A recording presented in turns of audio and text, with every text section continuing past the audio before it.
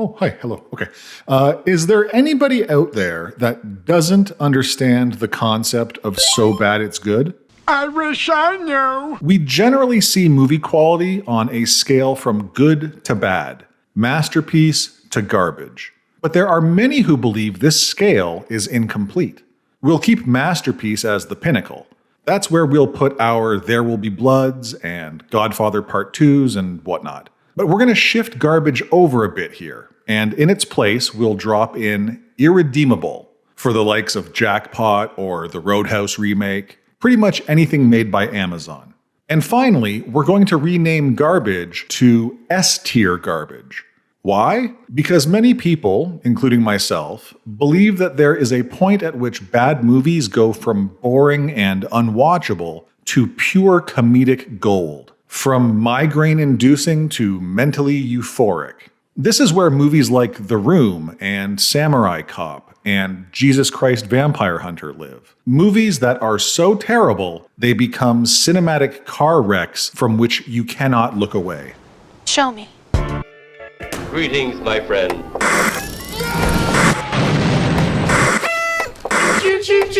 Oh, hi there. My name is Prostetnik Vogon Jeffs, and in this video, I'm going to be talking about one of the most notable film flops of all time. A movie that defines the so bad it's good ethos. The 1987 Topps trading card movie, The Garbage Pail Kids. The movie. It's an adaptation of the once popular trading card series of the same name. Oh, okay, let me back up a bit.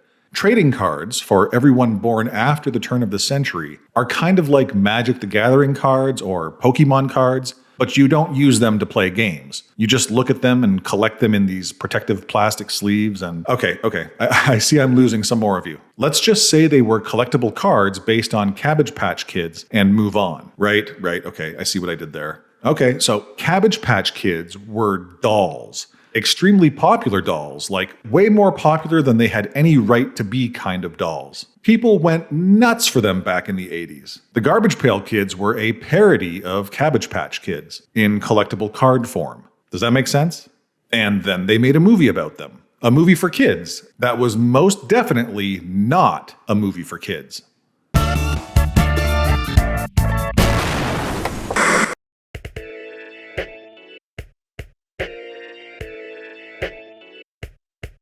The Garbage Pail Kids movie stars Anthony Newley as Captain Manzini, Mackenzie Aston as Dodger, and Katie Barbary as Tangerine. According to the credits, the movie also stars Phil Fondacaro as Greaser Greg. I get it. Phil's been in a lot of movies, but it's a weird flex, propping his name up at the beginning of the credits like that. As if his role as Greaser Greg was somehow more impactful or important than that of every other Garbage Pail Kid. As if the average viewer was going to be like, oh my god, Phil Fondacaro! At first glance, you wouldn't think twice about the casting. But look into the actors a little bit and things start getting weird. First, you've got Newley, an incredibly successful singer-songwriter who is said to have inspired David Bowie. What? And Mackenzie Aston, the son of actress Patty Duke and actor John Aston, and the brother of actor Sean Aston? And Barbary, a Mexican actress who... Wait, hold on a second.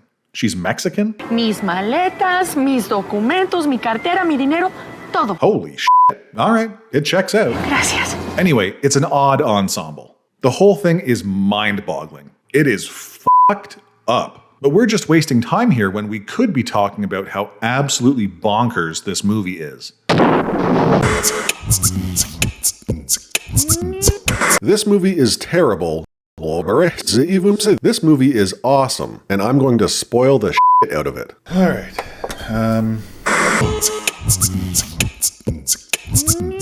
In a perfectly constructed analogy for the arrival of this movie, a can of space garbage drifts towards Earth and ends up as a forgotten relic in some random antique shop. How did it end up here? How long ago did it arrive? Who f***ing knows? The antique shop owner, who is very clearly aware of the garbage can's contents, secures its lid with an unbalanced, moderately heavy, old-school diving helmet. This should keep a lid on things for the rest of the night. And I'm sorry, but can we just go back for a minute?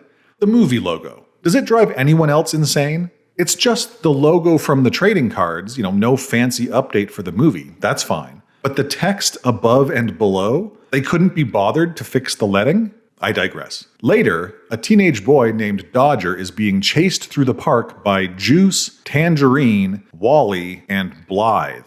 Interesting choices there with the names. I get Juice, there's something about that name that works as far as names go. But your gang consists of Tangerine, Wally, and Blythe? What kind of 2-bit bargain bin band of street toughs is this? You're running out of time, creep. Anyway, Juice and his goons catch Dodger and rough him up for his money. Covered in mud, Dodger goes to the antique store where he's been working for the past couple of months. Captain Manzini wants to get him cleaned up and washes his clothes. They indulge in some light exposition and then Dodger accidentally bumps into the garbage can. Dodger, no! So, Captain Manzini decides the best thing to do is stack it precariously on a shelf while lecturing Dodger about Pandora's box. Tangerine and her friends are out window shopping when they stumble upon Captain Manzini's antique store. Dodger sees her and lures her into the shop to look at stuff she could use for her fashion designs. Infatuated with Tangerine, the girl that just helped her boyfriend rob him, Dodger takes a big old whiff of her hair. Hairspray. But then Juice walks in, catching them in the act of doing absolutely nothing, and is forced to beat the snot out of Dodger. It's a matter of principle. Dodger tries to escape, but he's trapped. Juice, Wally, and Blythe chase him around the antique shop in one of the most awkwardly choreographed fight scenes ever. Of all time. Forever. And shocker, the garbage can is knocked down, releasing its oozing contents into the store. Dodger is then taken into the sewer, knocked out, tied to some very clearly labeled pipes, and made to sleep in sewage. But fear not, he's soon rescued by the Garbage Pail Kids, who take him back to Captain Manzini's antique shop. This'll make him wake up! When Dodger wakes up, the Garbage Pail Kids all run amok. Captain Manzini returns to his shop and is mildly horrified to learn of the Garbage Pail Kids' escape. He chastises Dodger and tries to convince the Garbage Pail Kids to go back into the garbage can. No way! That pail be jail. When they refuse, Captain Manzini says, "F*** it," and just introduces them to Dodger. All right, you took them out of the garbage pail. Say hello to trouble. Greaser Greg, Messy Tessie, Windy Winston, Valerie Vomit, Foul Phil, Nat Nerd, and Alligator, the group's leader, a half-human, half-alligator with a foot fetish who shows everyone the first sign that this movie wasn't made for kids. And then Captain Manzini shows everyone the first sign that this movie wasn't made for anyone. We've got to get you cleaned up. You could do with a bath. By taking Dodger to the basement for a public bath. I know you think I'm joking, but I assure you I am not joking. Oh, he's got cute legs. Like, what the f***? Why is everybody watching this kid take a bath? I grew up during the whole Garbage Pail Kids phase of the 80s. I was, supposedly, the target demographic for the trading cards. I didn't see the movie until my late 20s, but if I had seen it as a kid, I would still have watched this scene and been like, yeah, this is totally f***ed up. Whatever. Captain Manzini lectures the Garbage Pail Kids on beauty and ugliness and blah, blah, blah, blah, blah. We cannot choose the way we look, but we can choose the way we behave. Dodger tells the kids about his crush on Tangerine. Oh, you ain't gonna get her. And then ambushes her outside of her apartment. She's packed a bunch of her clothes into a hockey bag so she can hustle her fashions to girls at local dance clubs. Hold on a second.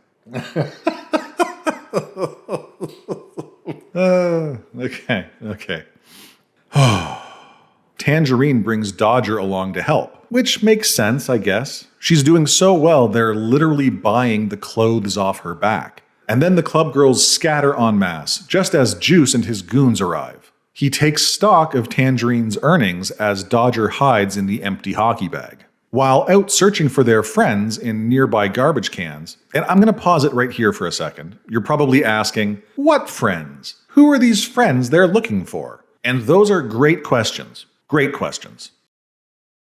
So anyway, the kids are hungry and decide to get something to eat. We don't have any money. Oh! Hey, no problem. We'll carve out an IOU.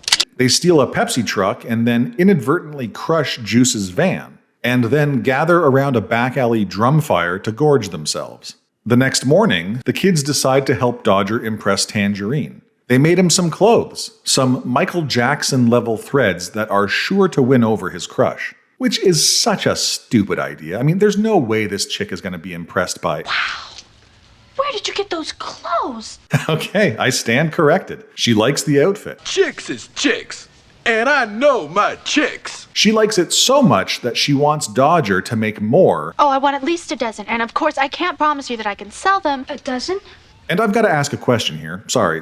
But I've got to ask, whose idea was it to make a movie based on a trading card series aimed primarily at preteen and teenage boys, but to make it about fashion design? Whose idea was that? Just curious. Dodger returns to the Garbage Pail Kids and asks them for their help making Tangerine's clothes. Dodger is dismissed so that the kids can discuss whether or not they're going to help through song. Why should we do something nice? Let's quit now, that's my advice. I ain't gonna work for free. Tell me what's in this for me. Come on, kids, take a shot. Show them what we really got. Oh my God, what is going on? We can't do anything by working with each other. With Greaser Greg and Alligator convinced, the kids break into a sweatshop and borrow some equipment. We can't do anything by working with each other. And before you ask, no, there are no other musical numbers. It's not a musical. It's just this one song. Because songs are hard work, and the kids have had enough of work for the day. All work and no play? No way. It makes me irritable. And decide to go to the movies. They sneak into a theater without attracting any attention whatsoever. They watch some Three Stooges movies while Alligator and Windy Winston, separated from the group, stop in at the toughest bar in the world and accidentally instigate a bar fight that almost immediately turns into a friendship circle jerk. Hey, drinks for everybody! Alligator gets smashed, and the bikers from the bar escort the two kids back to the antique shop. Wow, that night out went off without a hitch. Oh, damn it. Juice and his goons are spying on the kids from the shadows. Later, the Garbage Pail Kids tell Dodger about their friends. Oh, good. I was worried they forgot about this plotline. We're scared. Yeah. Scared our friends are gonna die. The Garbage Pail Kids think their friends are being held captive in the state home for the ugly. And listen, I know it's a garbage movie, no pun intended. It's terrible on so many levels. But an evil institution called the State Home for the Ugly that locks up anyone they find unattractive? I mean, let's be real here. That is genuinely hilarious. The State Home for the Ugly. I can't believe people would make a place like that. I didn't want to believe that such a place could actually exist. Do you believe it now? Oh, now, yes. Dodger and Captain Manzini go searching for the State Home for the Ugly. Thankfully, they find two old men running around with a net trying to catch ugly children and follow them back to their facility. Oh, oh my God. I know we're in the pre-smartphone 80s, but phone books were definitely a thing. We couldn't just look it up. Later that night, Dodger goes out with Tangerine and they sell their clothes at all the dance clubs, making lots of money. When they return to the antique shop, the kids emerge and reveal themselves to Tangerine, who is disgusted by them.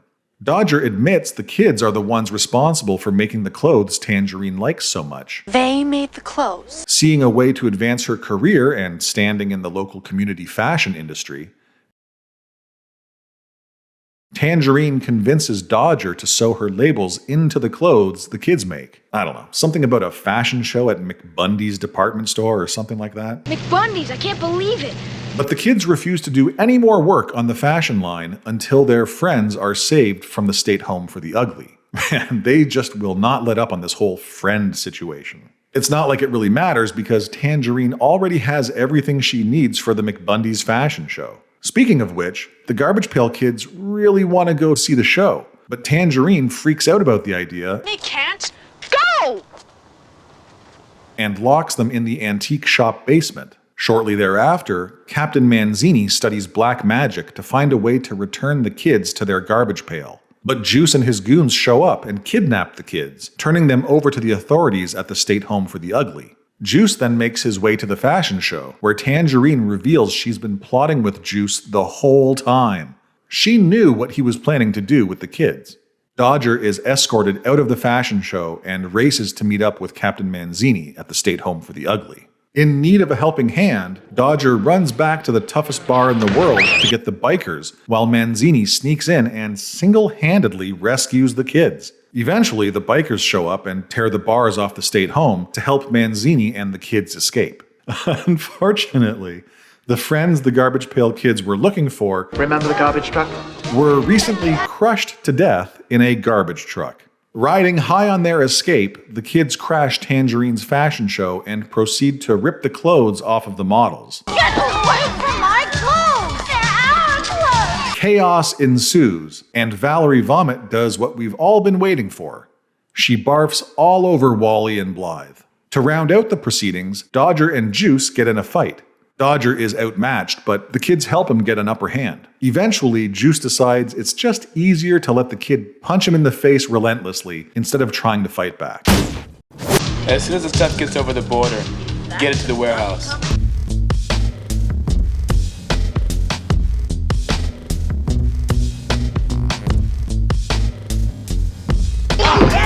And back to the antique shop, where Tangerine realizes she's been a terrible person and tries to apologize to Dodger. But he's all like, "Nah, bitch, get to steppin'!" And as the story winds down, Captain Manzini tries his black magic music on the kids, but it doesn't work. The kids sneak their way out of the antique shop and drive off into the night.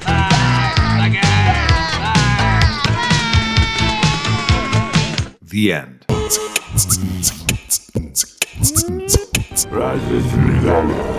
I'm not going to tell you the Garbage Pail Kids movie is good on any level. It is a cinematic train wreck if ever there was one. An impossibly strong contender for worst movie of all time. Oh, Jesus Christ. The cinematography is amateurish. The sound design is horrendous. The design of the kids is nightmare fuel. The dialogue and plot are laughably bad. The notion of basic character development, teased ever so slightly by Captain Manzini at the beginning of the movie. You were in Africa?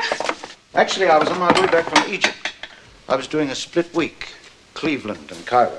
Is non-existent. Like, I really can't stress this enough. This movie is terrible on every level. But it's in its ineptitude, its thorough awfulness, that the Garbage Pail Kids movie breaks through the wall of the irredeemable and plants itself firmly in S-tier garbage territory. It is the apex of so bad it's good, flawed in every imaginable way, unintentionally disturbing, hilarious for all the wrong reasons. The Garbage Pail Kids movie is a truly terrible movie. Hold it! Hold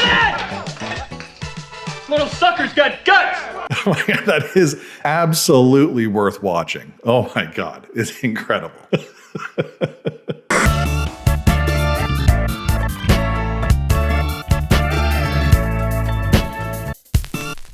Don't forget to like and subscribe. Better break up the tension around here. I had an accident.